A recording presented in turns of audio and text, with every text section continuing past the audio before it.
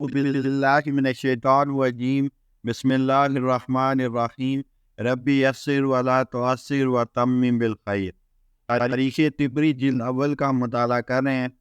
آج کی ایپیسوڈ میں آدم علیہ السلام زمین کے کس حصے میں اترے اس کے بارے میں بیان کروں گا۔ حضرت قتادہ رضی اللہ عنہ سے مروی ہے کہ اللہ تعالیٰ نے آدم علیہ السلام کو ہندوستان کے علاقے میں زمین پر اتارا۔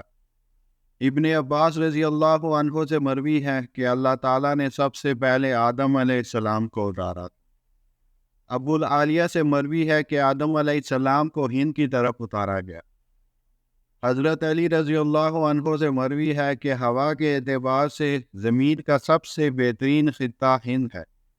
اللہ تعالیٰ نے یہاں آدم علیہ السلام کو اتارا تھا اور یہاں کے درختوں کو جنت کی ہوا سے تعلق چھوڑا۔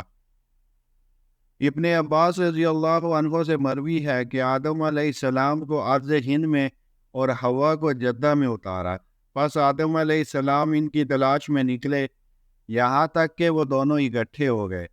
حضرت حوا ان کی طرف میدان مزدلفہ میں آگے بڑھی تھی، اسی لیے اس کا نام مزدلفہ پڑ گیا، اور میدان میں دونوں نے ایک دوسرے کو پہچان لیا، لہذا اس کا نام عرفات پڑ گیا، اور جس جگہ دونوں اکٹھے ہوئے تھے اس کا نام جمع پڑ گیا، اور آدم علیہ السلام کو ارض ہند میں جس جگہ اتارا گیا اس کو بوز کہا جاتا ہے۔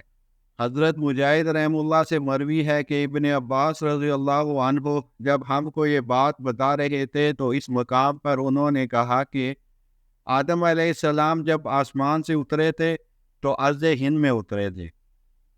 ابن اسحاق سے مروی ہے کہ اہل تورات کے مطابق آدم کو ہند میں واسل نامی پہاڑ پر اتارا گیا جو کہ بحیل نامی وادی کے پاس تھا، اور یہ وادی دہنج اور مزل نامی شہروں کے درمیان جو کہ ہند میں واقع تھے، اور حضرت حوا کو جدہ میں اتارا گیا جو کہ مکے کے قریب واقع ہے۔